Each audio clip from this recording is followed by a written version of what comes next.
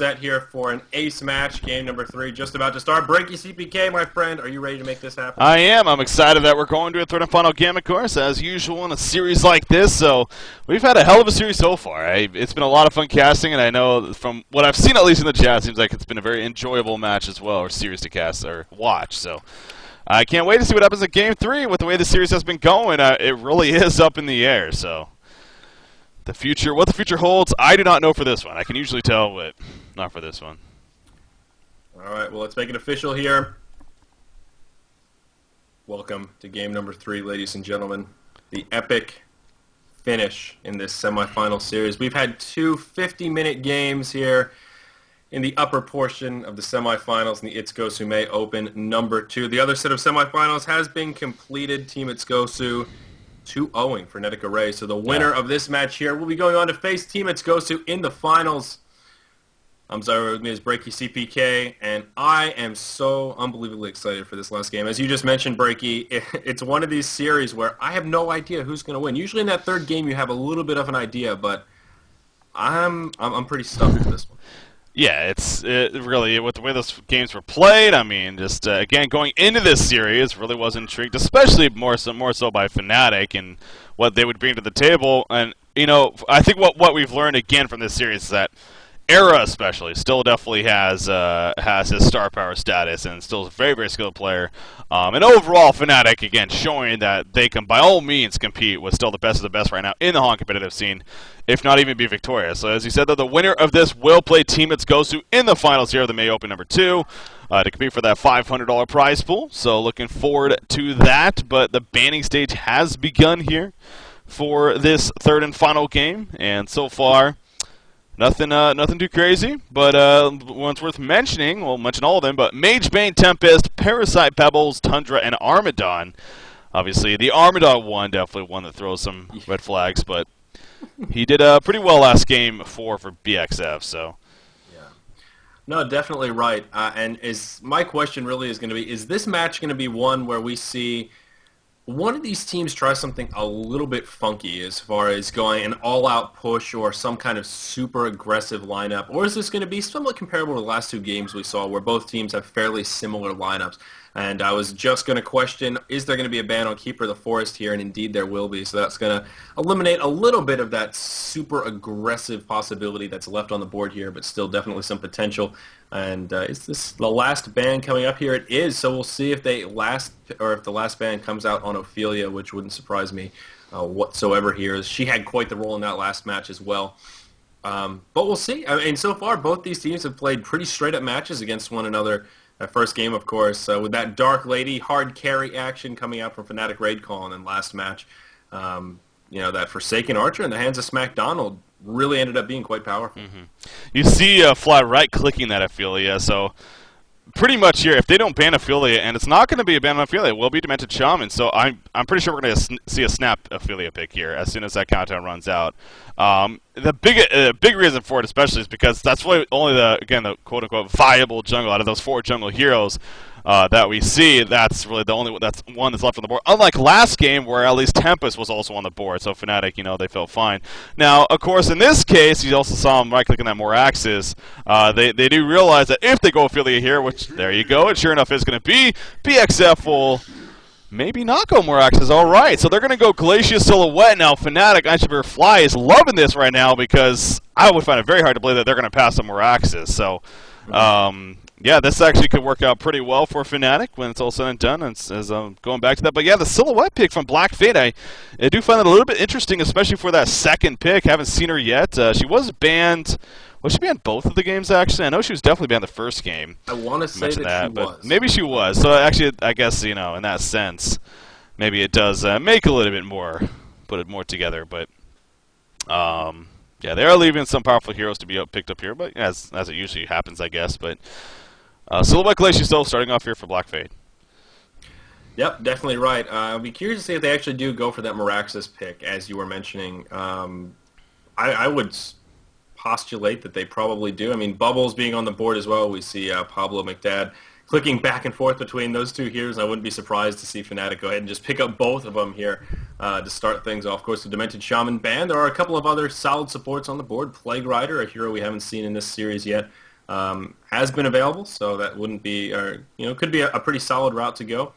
We'll see Fntc right-clicking the Meraxes here, and it's going to be a Luna Meraxes, so somewhat similar. I would imagine we'll see BxF go ahead and pick up a Bubbles here, and well, that other pick, sky's the limit, Breaky CPK. It is. It definitely is. So, but yeah, I'm not too surprised again to see that Meraxes pick up there for Fnatic. So I'm sure they're happy that they got him at least, although it took a little bit longer, but still plenty of time left in the overtime. Maybe expected. But BxF down their next 2 picks. You mentioned, definitely the sky's the limit. Cthulhu Font could be a very valuable option, obviously, if not anything, simply because he can eat the minions of Ophelia, and that can prove to be very powerful. And depending on how they, whether or not it fits in their lineup overall, we'll see if that becomes a choice. Obviously, Jeraziah is still on the board, and very likely potential to be that last pick, potential for BxF here in this case, if Fnatic doesn't go for something like that Electrician pickup. Definitely more likely to see it, but BxF going through some choices here. They've had that Bubbles right-clicked for a little bit, but even doing some Blacksmith right-clicking. That would be fun to see. And underrated here, I really think. Maybe because he is just so RNG heavy, especially with that multicast, but that Frenzy, man, can be so powerful, especially going to the later game. The minus magic armor with his Flaming Hammer, and then a very valuable single-target stun, too. So, but they go to Magnus, and that seems like a little bit more logical. Yeah, I think this is actually the first time we've seen a Magnus in this series, which is also a little bit surprising, as Magnus is quite the popular hero. But alas, they do grab Bubbles as well, so BxF shaping up to have a pretty damn scary team. 4 very, very strong heroes, and some pretty nice synergy there as well between Bubbles and Magnus. Silhouette with that initiation power as well. They should be just fine in that department. I'll be really curious to see what Fnatic Raid Call does here. As far as heroes left on the board, are there any junglers open that they can move into? Doesn't look like this is one of these games where there's quite a few junglers banned. Oh, they already have Ophelia. Yeah, I was like, I thought you mentioned the Legion team at first. I was like, maybe, but double jungle's a valuable strategy, right? It's been done before. So sorry. That's just, I think I was looking a little bit too forward to this Memorial Day weekend, and now I'm just totally out of it. But they're right clicking that Dark Lady. It looks like Hera, maybe. And Pharaoh! Holy crap, how about that? So, indeed, Dark Lady Pharaoh to finish things off there. So, happy all around, I guess, for Fnatic Raid Call. The Pharaoh pick, a little bit interesting here, but always powerful. As you noted, I'm quite the fan. Dark Lady, obviously, if you are just tuning in, we did see her in the first game, as well as even yesterday played, so maybe a hero just like Sandwraith we've been seeing a little bit more of lately. Well, I guess it's been more so on the side of TDM specifically, but maybe a hero that's going to start, maybe just melee carry in general, I guess, with that said, is going to start making a stronger and stronger comeback as things move on here for whatever reason. But, the Pharaoh Dark Lady finishing picks there, so again, Era dominating performance that first game. We'll see what BxF, that was the big thing in that first game that I will still harp on once again since we see her this time. Please do something about her. Play aggressive. Look at BxF's lineup right now. Very similar to what they had that first game in the sense of it's a very aggressive lineup. They have all the potential in the world to do great things earlier on in this game. Please do that if you're BxF, if you want to be victorious here, because you do not want another case of Era just farming 700 plus gold per minute and just becoming unstoppable because you just weren't aggressive enough. So that's all I'm going to say on that, but yeah, I love BxF's lineup. I really do. I think they actually managed to, whenever you can last pick a Torturer, I think you've done very well. Well, that's certainly a good point here. But interesting situations here for the laning phase. I would imagine we'll see I guess a Magnus Torturer lane here, so kind of a super aggressive double stun lane, Silhouette Glacius, and solo Bubbles makes the most sense, to me at least. So one big difference here from that first game is, if I recall properly, they had a jungler. So when Dark Lady was free farming, it was one of those 2v1 style lanes. So is that the case? Did BxF have a jungler in game 1? Or was it just they had a suicide laner at the top where Dark Lady was in the close lane?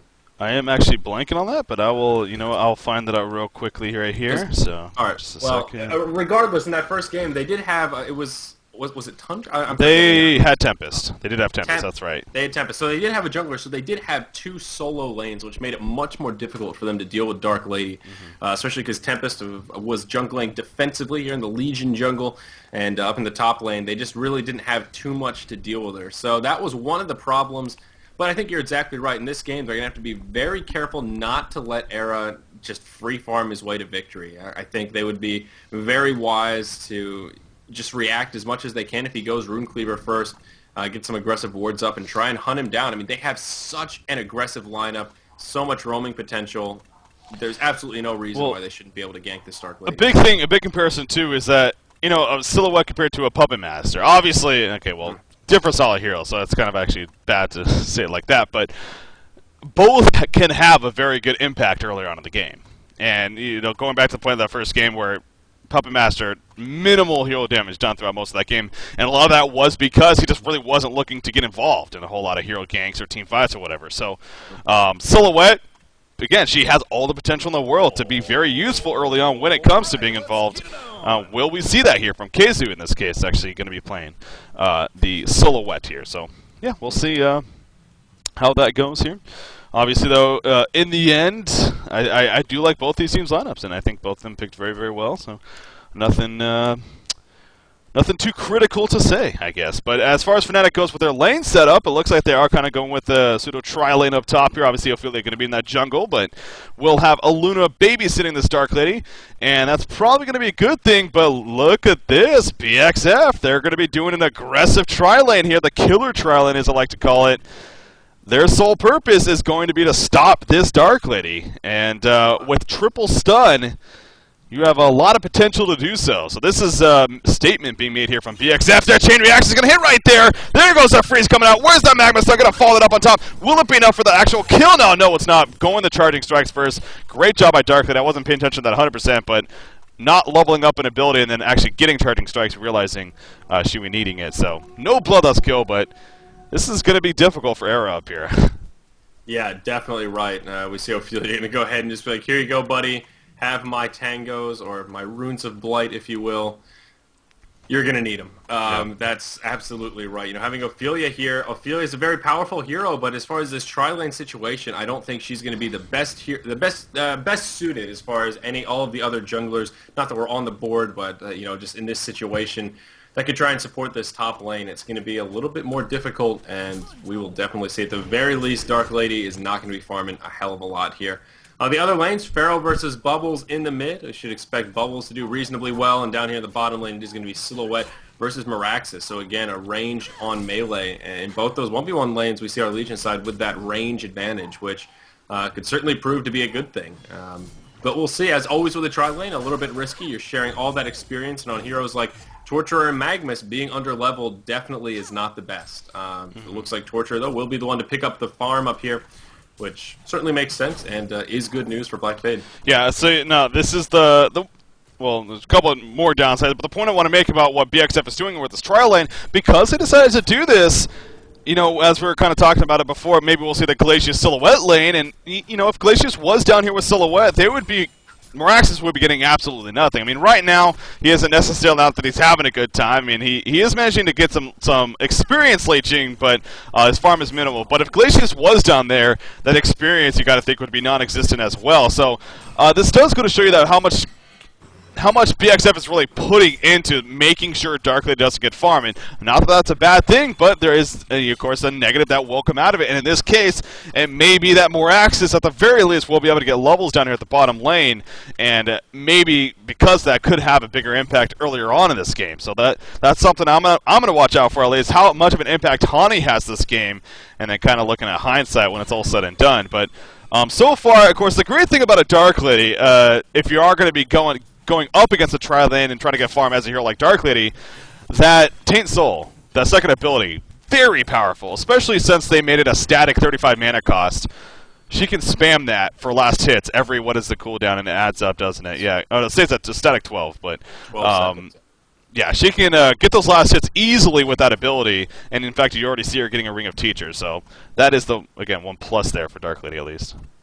Yeah, you're exactly right. In this situation, between the Hatchet as well as the Tainted Soul, she should be in okay shape to at least have a presence in this lane. You know, it's a difference between getting absolutely no farm and having some farm. Right now, she's sitting at 167 GPM, and how many creep kills does she have? Sitting 7-0. So really, it's not as bad as it could be. You know, as you mentioned, it's a killer tri-lane, so if she gets too close, takes one misstep, they will definitely punish her. And things will just kind of continue to get more difficult as it goes on. But looking at that XP per minute chart, it's kind of interesting here how even a Luna now sacrificing all of her experience as well to make it a little bit easier for Dark Lady to at least get some levels as well as some farm. And Ophelia's experience very low as well to start things off. That's kind of to be expected. Well, that's actually where I actually like this from Fnatic. I mean, as you just put out there, Fntc, he is literally staying out of experience range on purpose because he wants to allow Darkly to get as much experience as possible, and she's already level 4. I mean, you pull up the XPM chart, she's up there with everyone else in the game that's solo right now. The fact that she is on par with all the other solos in this game, that's very good news here for our Hellborn team. So you got to appreciate what Fnatic's doing here. You know, they're making the best of a very, very dire situation. Magma's going to dive in right here, but not going to get in range of a stun, and in fact, be counter-stunned himself. So you got to wonder, as this progresses, how long is BxF going to commit to keeping this tri-lane up here for the sake of, nerfing heroes like Glacius and Magnus? Yeah, I mean, right now, if you look at that XP per minute, it's like, well, we have 3 solo heroes compared to your 2. They're still not ahead, but as far as a team is concerned, but it definitely is going to have an impact. There's going to be 3 sort of under-leveled heroes instead of 2 on the Hellborn side. So that's definitely an interesting way to go about handling this situation. One of the other things they need to be worried about, though, is that Silhouette. She is farming above 300 GPM, as is Torturer. Although I feel like Torturer definitely not quite as scary with a huge amount of farm, but low level. Torturer is sort of the opposite. Low farm, but high level is maybe not more scary, but in certain situations can certainly do quite a bit. So all food for thought. Dark Lady now sitting level 5. One of the other things to consider as well, when will Fntc start picking up some of that experience? I mean, he is still level 1, so SmackDonald on this Magnus is sitting at only level 2 right now, but how long is Fntc going to sit here at level 1? Yeah, I mean, it is a good question, and you do wonder a little bit. Would she be better off going to this bottom lane at this point and helping Moraxes? Probably not, because especially since she's only level 1, that would be very dangerous going against a level 6 Silhouette. Speaking of Silhouette, by the way, going up against Moraxes right here, a lot of back and forth. Moraxes ran in with the Quake Stun, and he is just going to start falling back. But it seems like Silhouette, so enough about that top lane, but look at the other lane. Silhouette right now, 2099 creep farm comparing to that 22 Moraxes. So Moraxes is managing to get some creep farm here and there, obviously using the chainsaws of his as well as his axe with the Logger's Hatchet. So many axes going around, but not doing too shabby. But again, the experience lead does remain in favor of actually quite a bit, by about 50 experience per minute in favor of Silhouette. So that's being won, no doubt, by our Legion side. Then you have Bubbles 23-5 against a 30-10 Pharaoh. And Pharaoh's actually even doing a little bit better as far as experience is concerned as well. So No-Tell deserving some credit here on this middle lane. So back and forth there between those middle, or the solo matchups at least.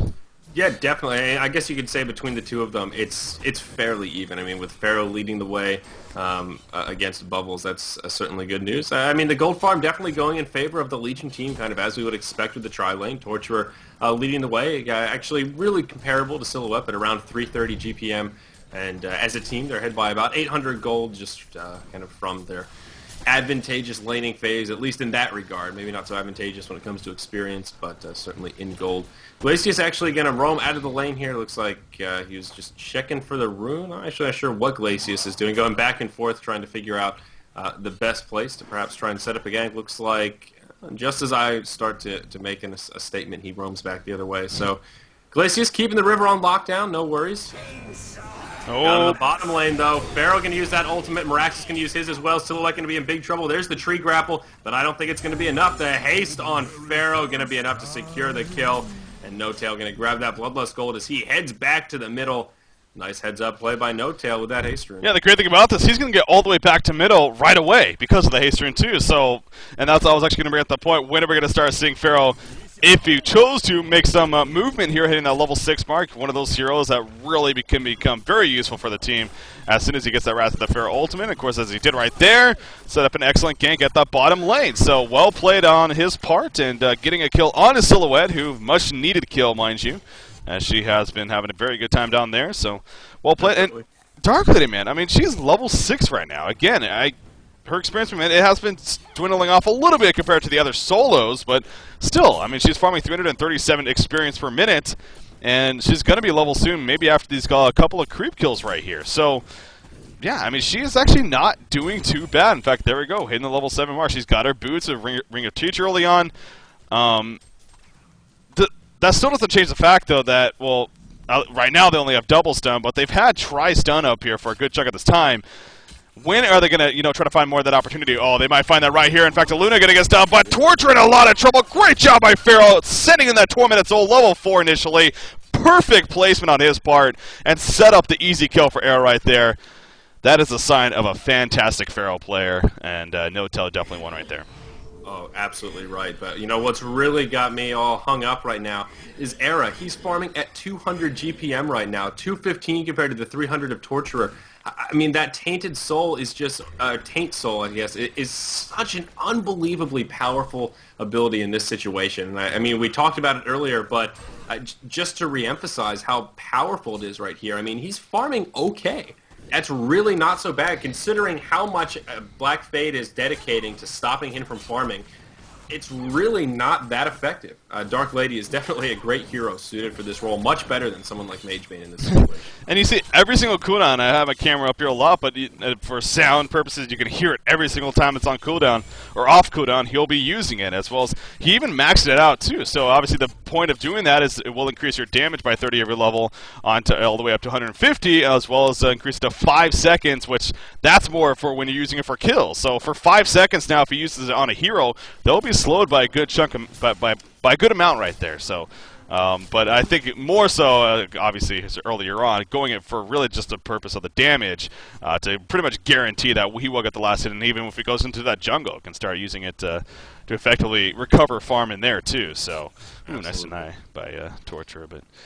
Absolutely right. I mean, at this point, Pharaoh is such a high level. I mean, he's sitting level 8. I mean, Meraxis as well.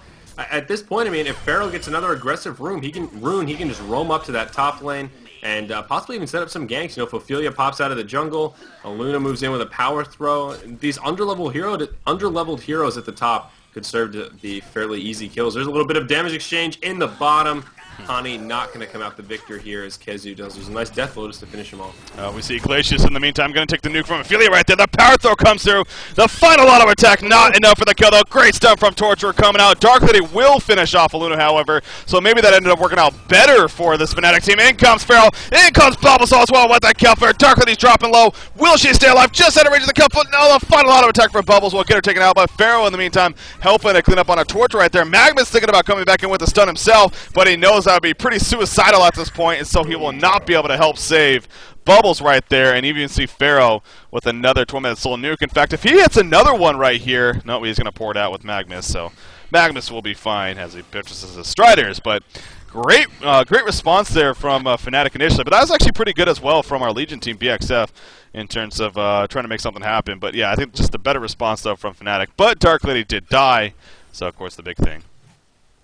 Yeah, I mean, of course, getting that kill on Dark Lady is definitely good news. It was a close call, though. I mean, Eric did a really good job getting right on that max range of the kelp field, but not quite proccing that exit stun, or however you want to coin it. So that was definitely a good play. Unfortunately, just not quite enough. Era's going to come back to this top lane, though, and continue farming. So, again, that question of at what point does Black Fade break off this tri-lane comes to mind, and it looks like now is not quite the time, although Torture has ended up in the mid.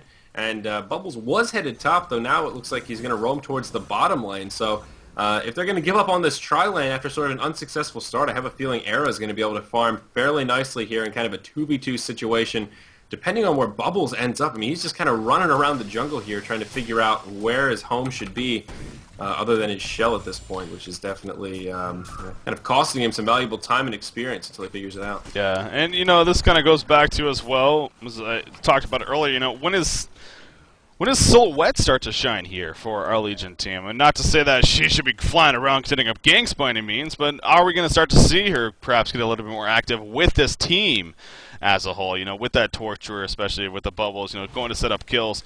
I mean, because again, they keep going back to this Dark Lady, and sure, they're locking her down. By the way, Moraxis is at the bottom lane. Silhouette going to split up right there. The tower was denied, obviously, and Moraxis has the ultimate activated, more than enough to keep him alive. So actually, well played by Hani down there. Unfortunately, didn't miss the beginning of that, but able to stand his ground and deny the tower. And in fact, Pharaoh coming in.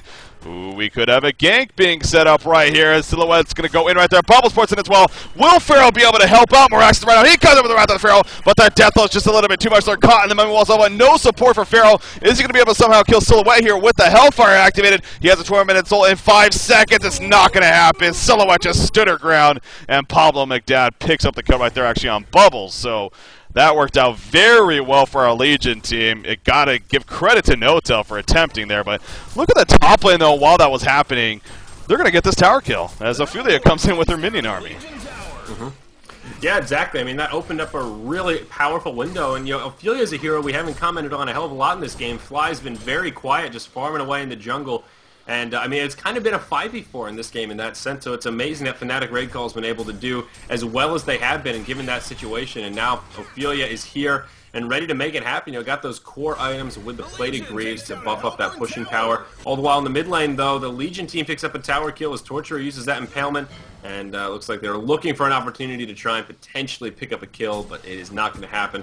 Unfortunately, Moraxis wasn't able to connect with one of those more axes. You see, speaking of Torturer, he actually did go the Astral Ape first, so that leads me to believe that their mindset, or at least his is, you know, let's start grouping up and, you know, getting some T-fights going, making some pushes happening. And I say that simply because Tablet of Command, which constantly is a powerful item on a hero like Torturer, especially when you're going up against a hero like Pharaoh. You know, even you could argue for Moraxis and even for helping to get away from Darkleaf in situations like that. But Pharaoh, of course, in this mummy wall, is having a tablet of command very useful to get out of those sticky situations. So, but yeah, going the Astrolabe again, I believe that chose to be a mindset of grouping up. Let's start to make some team fights happen and some pushing happening. Well, right now, Fnatic's doing the one with the pushing, and however, we see a Silhouette jumping in. Ophelia's going to drop. Great job by Bubbles as well, coming in with the Saga team. Moraxis has that ultimate activated, and it looks like, again, it may be enough. Is he actually going to survive? Oh, this hero, man. I love that ultimate. He will survive in the end, but great response, actually, coming out from BxF right there once again. Dark Lady, though, continuing to do her thing up top, and she has recovered quite a bit. Yeah. Oh, yeah. I mean, Dark Lady's recovery is pretty clear. I mean, she's sitting at 245 GPM. By no means insane. Totally taken off. Still a long way before he achieves that 730 GPM that we saw in game number 1 of this series. But Era is still on his way. And again, given all the resources that Black Fade dumped into slowing down Dark Lady, I think he's doing a hell of a job up here. The problem for Fnatic Raid Call, though, is Silhouette has just been free farming down here in the bottom lane. Yeah. She's leading the way in gold farm, but look at that XP per minute. She's the only one above 500 XP per minute and leagues ahead of anyone on that Hellborn side. So, you know, speaking of quiet heroes, I mean, Kezu's just really been stuck in this lane, even able to pick up a kill or two on Moraxis and having a grand old time sitting 2-1 and 2. So once Silhouette starts grouping up and moving around, this could really start looking good for Black Fade as they're finally starting to pull ahead a little bit. Yeah, that's a very good point to bring up with the KZ, of course, on that Silhouette. So, yeah, she is having a very, very good game here. When it comes to her farm, getting close to that 400 DPM mark, and obviously on the way towards that Nullstone. Magnus will stun on a Dark Leader right here. Here comes our freeze on top of the eruption and the glacial downpour. The red power throw coming in. Look at that turnaround from the two. What just happened? Wow, Glacius and Magnus went in thinking they're all boss mode and everything, that they're going to get a good kill on a Dark Lady. Nope, that did not happen, let alone they died for it, as Dark Lady just stood her ground, and obviously with some great assistance from Pharaoh and Aluna even to turn it. But wow, I'm sure that caught Smack Donald and Insania completely off guard. Yeah, absolutely right. I mean, that Pharaoh ultimate was one of those, I mean, maybe half a second before that eruption was going to go off and the Wrath of the Pharaoh connected. So that's what totally screwed over Magnus. And then other than that, well, the rest was just history. So you're exactly right. I mean, great support. And, I mean, now Era's farm even looking a little bit better now to about 270 GPM as Silhouette actually leaves that bottom lane to come up top and kind of scare back the Hellborn forces. Should be a pretty good opportunity for Kezu to continue farming as well.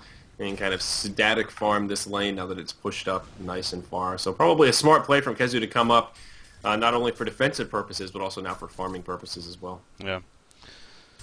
Well, Kezu, man, I mean, yeah, keeps doing his thing. As he said, now he's at the top lane, but Dark Lady, especially with that turnaround there, again, she continues to kind of creep up. But I guess, you know, when you do look at the comparison, it's still about 150, just under that, a gold advantage for Silhouette. So that's where Black Fade definitely is pretty comfortable. But again, that's another great thing about that Taint Soul ability, and with her maxing it out as early as she did, you see her using it right there, right away to Silhouette as soon as she gets in the lane. Some quick harassment damage, and even getting her to activate the ultimate, which she sends the illusion back to base, and she's going to continue pushing up, as you see right there. Going to pour it out before anything too scary happens. But back to farm we go. Magnus on his way to the bottom lane here. Actually, already is here. Going to start falling back, though, as feeling that Tormented Soul coming out. Wants to be careful not to get jumped on. But speaking of Tormented Soul and Pharaoh, he actually just purchased a barbed armor. Definitely a hero that we do see barbed armor from time to time on. And, you know, could prove to be a very, very powerful item pickup for him, as he is getting more and more tankier earlier on. Yeah, I mean, not only for the use, but for Pharaoh, it's really got some great stats. I mean, that added armor, obviously powerful in most situations, especially against that Silhouette. Pure damage and straight intelligence. You know, Pharaoh's a hero that benefits from a larger mana pool. You see Pharaoh with enough farm, Staff of the Master can be an okay pickup from time to time, not only for the staff effect, but also for the stats. So glad to see the barbed armor, and should be powerful against Silhouette. But there it is, going to initiate onto Magnus.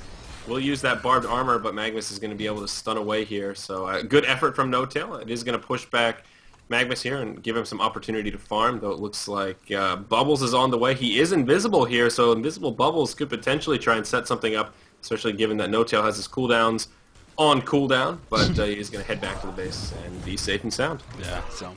But also what BxF is doing here, and especially Smackdown on this Magnus, I mean, with how aggressive he's been playing this bottom lane and getting some creep farm, he's been really making the point that they want to get him his portal key ASAP. They definitely know how important that is in this game, especially for him to get that portal key, so they can begin perhaps grouping up and make some big team fights happening. So getting him farmed up for that, obviously still a ways to go, only sitting on 940 gold right now, so over 1,000 plus needed at this point. In the meantime, Ancient's being killed by Torturer here, with the assistance of Glacius for BxF, so that's good. Dark Lady, though, level 12 now, and again, that GPM, every time I look at it, has gotten a little bit higher at the very least, but so has Kezu's, for that matter, on Silhouette, as that Null Stone should be finished here in the near future. But this does bring up an interesting point about Nullstone this game, and how easily it could be removed. I mean, we keep talking about this Taint Soul ability from Dark Lady, and how she's using it for harassment and creep kills. Well, yeah. Easily remove that Nullstone with it.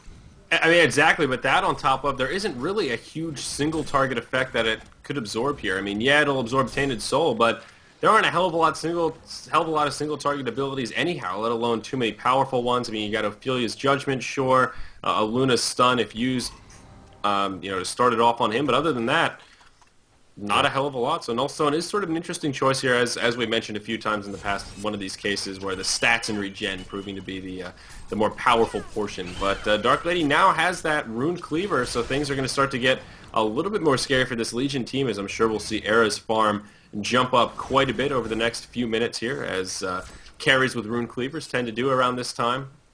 And we'll see. Black Fade started off really aggressive, but now they're definitely starting to slow down a little bit, as we see the pace of the game taking a toll for the more passive. Only 13 kills now as we approach the 21st minute. So the first thing I think about when you say that is, that first game, and how it was really around this time where BxF just stopped playing any bit of aggressive. They really play a lot more passive than I think they should have, and so we're gonna see now over these next 5-10 minutes where things stand for Black Fade. I mean, don't get me wrong, Silhouette, fantastic farm, and he is in a better situation, you could say, than the Puppet Master was that first game as well for them. But still goes back to the fact that Era is creeping up. You mentioned that Rune Cleaver pickup and how it will just continue to enhance as a result of that.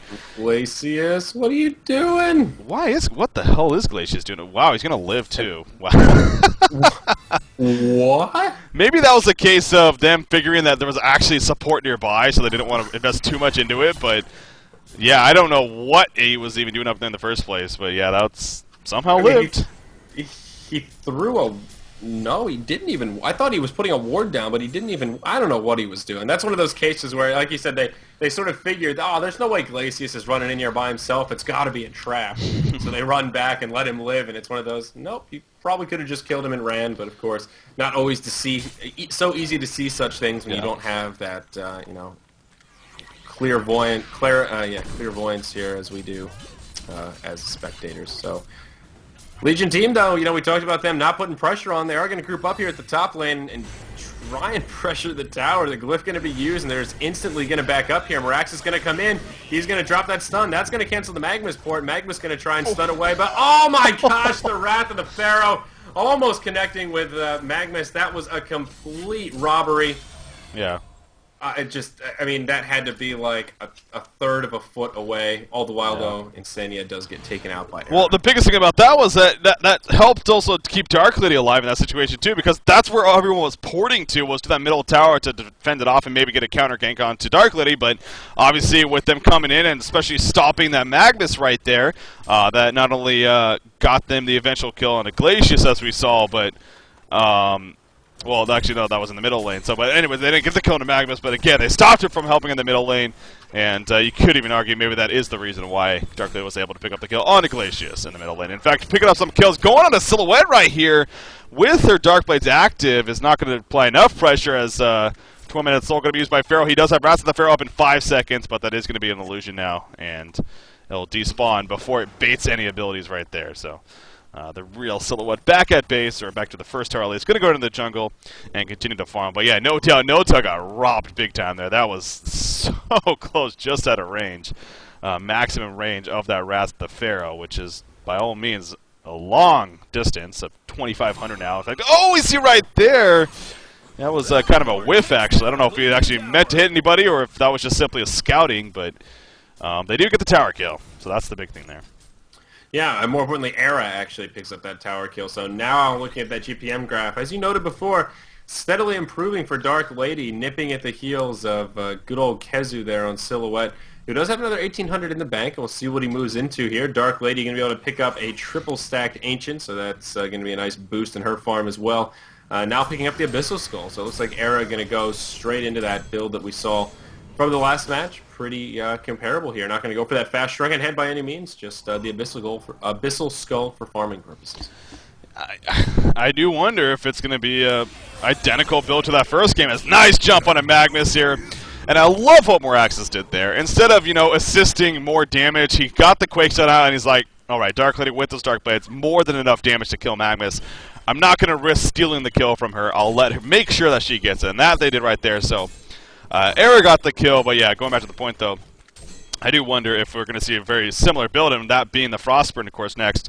Now, actually, Dark Lady may be overextending a little bit too much right here. She is going to get silenced. Can she? Charging Sector Ray. Nice counter by Moraxis, trying to help him. Dark Lady will try and strikes, and not going to be fine. The Glacial downpour from Glacius, just enough range to finish her off. Moraxis staying alive barely. Meanwhile, at the top lane, Pharaoh actually able to pick off Torture, so really a 1-for-1 when it's all said and done. Moraxis diving deeper in.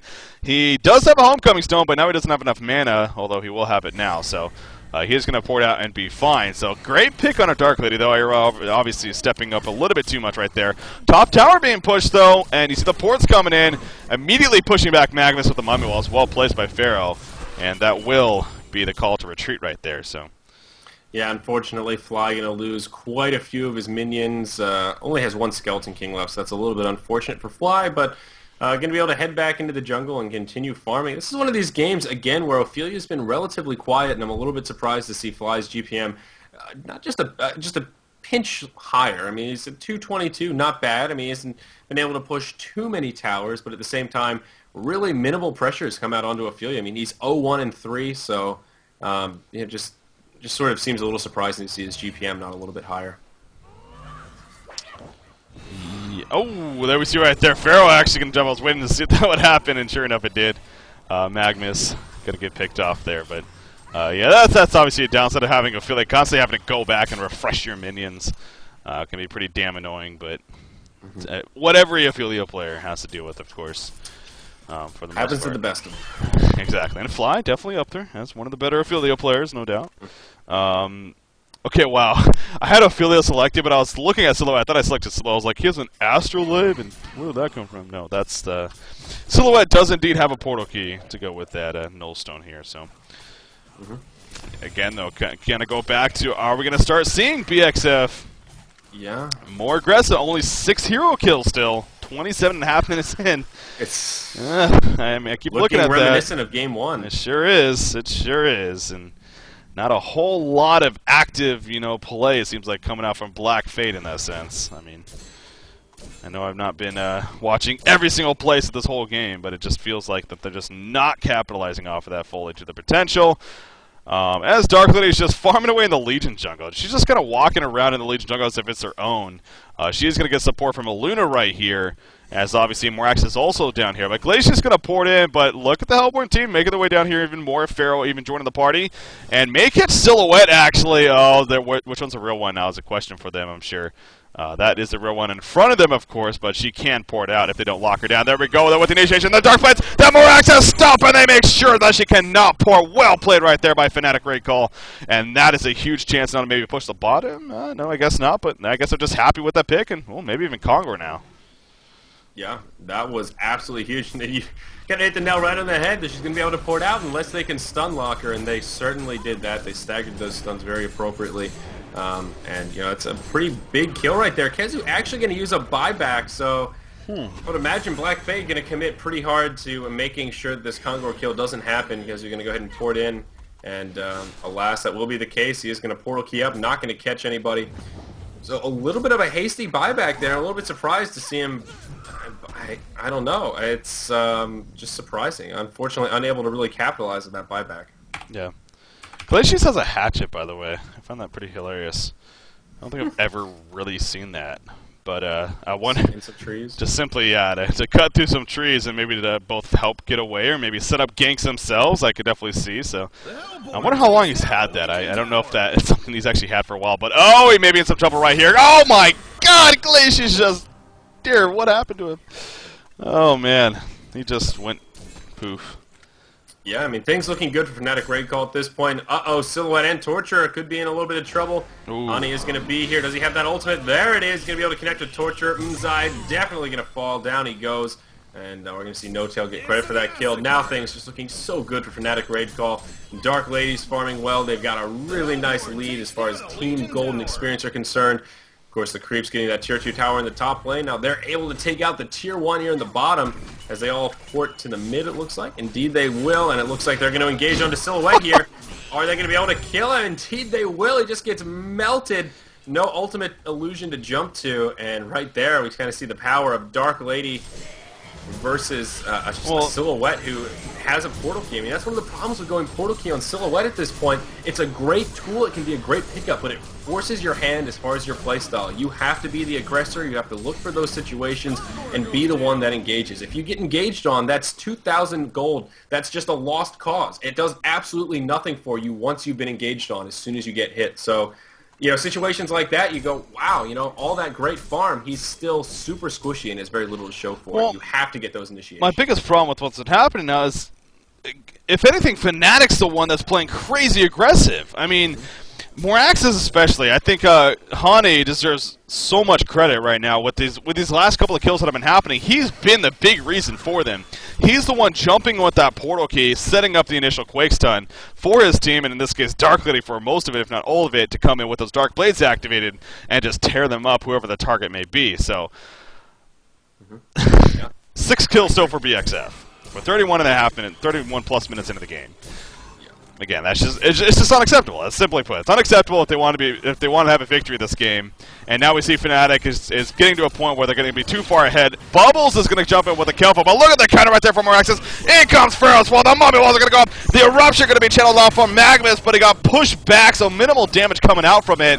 But you see Torture will end up surviving. Magnus going to fall, though. Dark Blade from Dark Lady in the front ground, tearing through Silhouette. GG well play is being called, and sure enough, it was too much.